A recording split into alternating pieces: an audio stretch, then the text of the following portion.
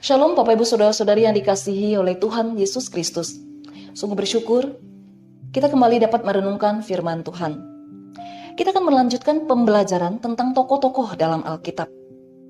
Yang menjadi perhatian kita pada hari ini adalah seorang tokoh yang bernama Miriam. Pertama-tama kita perlu mengetahui siapakah Miriam. Miriam adalah anak dari pasangan Amram dan Yokebed, kakak Harun dan Musa. Miriam adalah seorang nabiah pertama.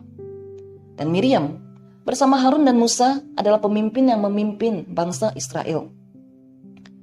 Saudara-saudari yang dikasihi oleh Tuhan Yesus Kristus, kisah hidup dan nama Miriam tercatat dalam beberapa bagian Alkitab, yaitu di Keluaran pasal 2 ayat 1-10, pasal 15 ayat 20-21, di kitab Bilangan pasal 12 ayat 1-16, pasal 20 ayat 1, pasal 26 ayat 59. Nama Miriam juga disebutkan di kitab Ulangan pasal 24 ayat 9, di 1 Tawarik pasal 6 ayat 3, dan Mika pasal 6 ayat yang keempat.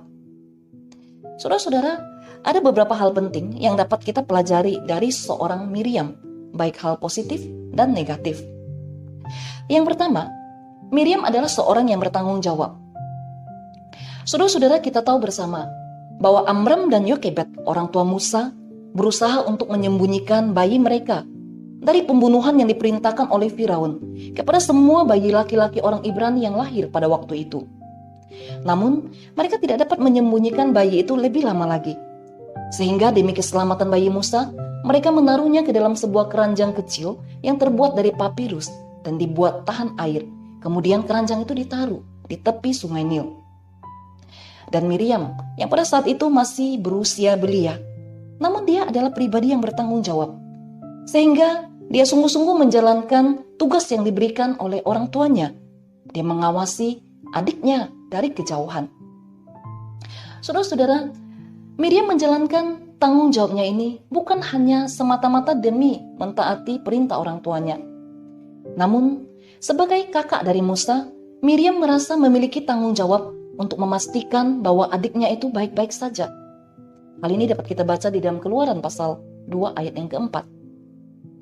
Saudara-saudara, penting sekali untuk kita aplikasikan apa yang dilakukan oleh Miriam ini, sehingga kita menjadi pribadi yang bertanggung jawab dalam menjalani kehidupan kita sehari-hari.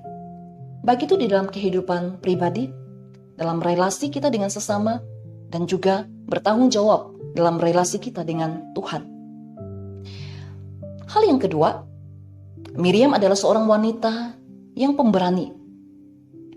Saudara-saudara yang dikasihi oleh Yesus Kristus, ketika Miriam melihat keranjang itu ditemukan oleh putri Firaun, Miriam dengan berani mendekati putri Firaun dan menawarkan diri untuk mencarikan seorang perawat bagi putri Firaun untuk memelihara bayi tersebut. Saudara-saudara, kita dapat melihat bahwa Miriam, seorang gadis belia, namun memiliki keberanian untuk bertindak. Mengapa saya mengatakan demikian? Karena bisa saja putri Firaun menaruh kecurigaan bahwa semua ini telah direncanakan sebelumnya. Ketika seorang bayi Ibrani ditemukan olehnya, dalam waktu yang bersamaan muncullah seorang gadis Ibrani yang menawarkan diri untuk mencarikan seorang pengasuh yang juga seorang Ibrani. Saudara-saudara yang dikasihi oleh Tuhan Yesus Kristus, bukankah di dalam kehidupan kita sehari-hari, seringkali kita diperhadapkan dengan situasi yang menuntut keberanian untuk bertindak sebagai seorang pengikut Kristus.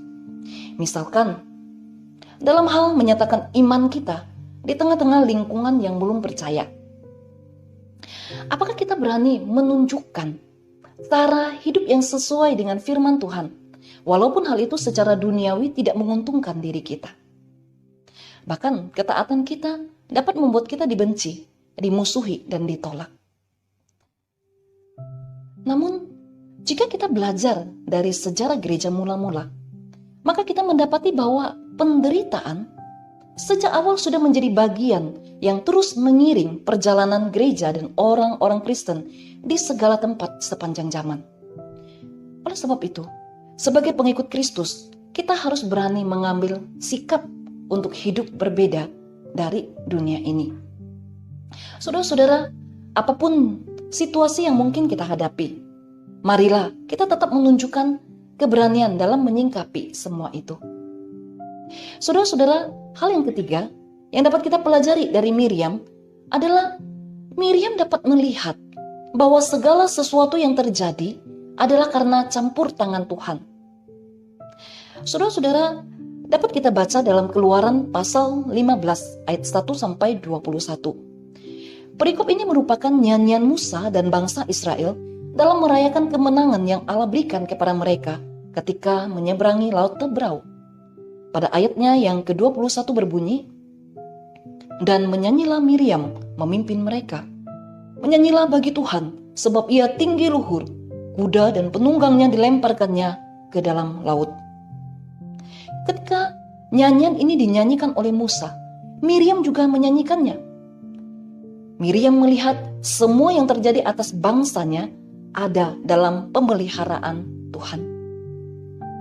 Saudara-saudara, Miriam melihat semua yang terjadi adalah karena campur tangan Tuhan. Dia telah menyaksikan bagaimana Tuhan membebaskan bangsanya dari penindasan di Mesir. Dia melihat Allah menyelamatkan adiknya Musa yang kemudian dipakai Tuhan untuk menjadi pemimpin atas bangsanya. Miriam telah menyaksikan kuasa Tuhan melalui tula-tula yang ditimpakan Tuhan kepada Firaun dan seluruh Mesir. Dan Miriam juga menyaksikan penghukuman Allah atas Firaun dan pasukannya di Laut Tebrau. Saudara-saudara yang dikasihi oleh Tuhan Yesus Kristus, apakah kita memiliki pemikiran yang serupa dengan Miriam, bahwa segala sesuatu adalah karena campur tangan Tuhan?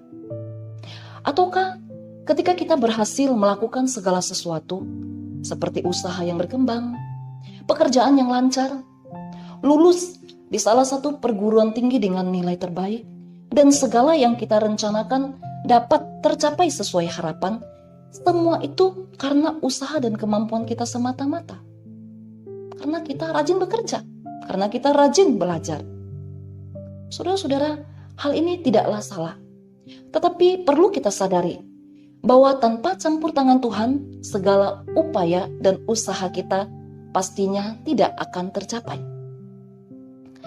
Saudara-saudari yang dikasihi oleh Tuhan Yesus Kristus, poin terakhir yang saya soroti adalah sisi negatif dari Miriam.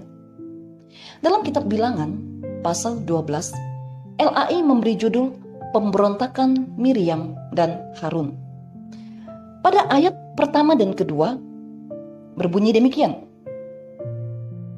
Miriam serta Harun mengatai Musa berkenaan dengan perempuan Kus yang diambilnya, sebab memang ia telah mengambil seorang perempuan Kus. Kata mereka, "Sungguhkah Tuhan berfirman dengan perantaraan Musa saja? Bukankah dengan perantaraan kita juga ia berfirman?" Dan kedengaranlah hal itu kepada Tuhan. Saudara-saudara, siapakah perempuan Kus yang dibicarakan di dalam ayat pertama ini? Ada dua penafsiran mengenai hal ini. Yang satu mengatakan bahwa perempuan Kus ini adalah Sipora, sedangkan penafsiran yang lain mengatakan bahwa perempuan Kus itu adalah istri kedua dari Musa. Namun, pakar Alkitab yang berpendapat bahwa Sipora adalah perempuan Kus itu karena tidak ada catatan bahwa Musa beristri lebih dari satu. Saudara-saudara, dasar kritikan Miriam terhadap Musa yang terdapat di dalam ayat ini adalah karena Musa menikah dengan perempuan Kus yang bukan dari bangsa Israel. Hal ini membuat Miriam dan Harun mulai meragukan otoritas Musa sebagai perantara perjanjian antara Allah dan bangsa Israel. Namun saudara-saudara, setelah dicermati, kemungkinan yang menjadi akar persoalan sebenarnya bukanlah masalah perempuan Kus yang diperistri oleh Musa.